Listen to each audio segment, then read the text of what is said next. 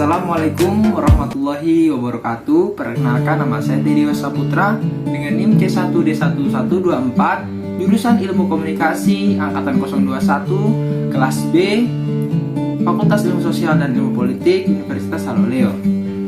Di video kali ini kita akan membahas tentang potensi maritim di Indonesia.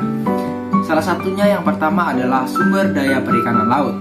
Merupakan salah satu potensi sumber daya laut di Indonesia yang sejak dulu telah dimanfaatkan penduduk.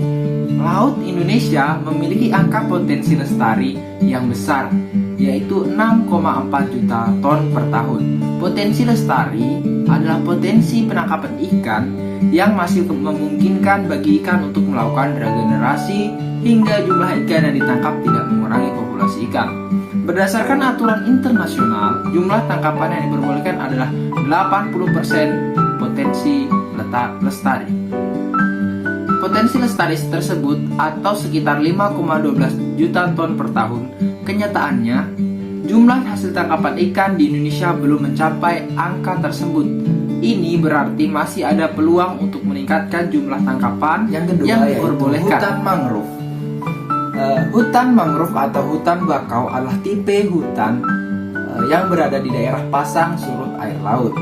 Saat air pasang, hutan mangrove digenangi air laut. Saat laut surut, hutan mangrove bebas dari genangan air laut. Umumnya, hutan mangrove berkembang dengan baik di pantai yang terlindung, muara, sungai, atau laguna. Dua fungsi hutan mangrove sebagai potensi sumber daya laut di Indonesia adalah fungsi ekologis dan fungsi ekonomis.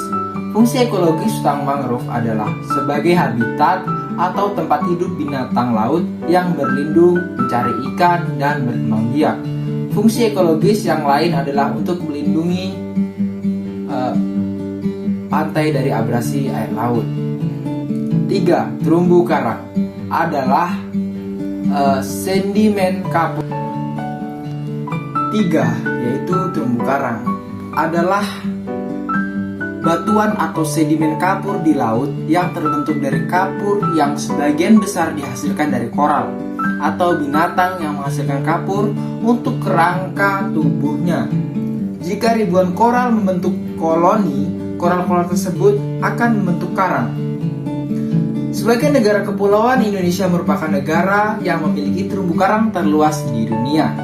Luas terumbu karang Indonesia mencapai 284,3 ribu km persegi atau setara dengan 18% dari terumbu karang yang ada di seluruh dunia.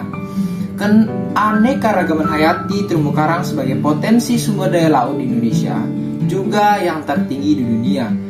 Di dalamnya terdapat 2.500 jenis ikan, 1.500 jenis moluska, 1.500 jenis udang-udangan, dan 590 jenis karang. Berikutnya yaitu industri maritim. 4. Industri maritim merupakan salah satu kegiatan industri berskala besar dengan berbagai aspek teknis terkait. Colton 2003 membagi struktur industri maritim terdiri atas sektor desain kapal, konstruksi kapal, manufaktur bidang kelautan, operasional kapal, dan reparasi kapal.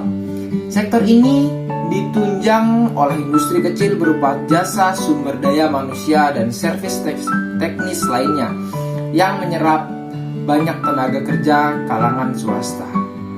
Pemerintah dan perguruan tinggi terkait bahwa pengembangan industri maritim di Indonesia perlu ditindaklanjuti secara jelas pada era revolusi industri 4.0 yang menekankan pada proses revolusi teknologi manufaktur yang berpengaruh signifikan pada pola hidup dan kerja manusia.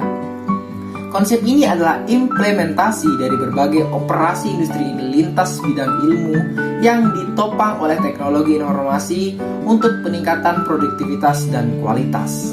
Pelinta 2000 itulah salah satu dari potensi maritim yang ada di Indonesia. Terima kasih telah menonton atau melihat video saya. Saya akhiri, billahi taufiq wal hidayah. Assalamualaikum warahmatullahi wabarakatuh.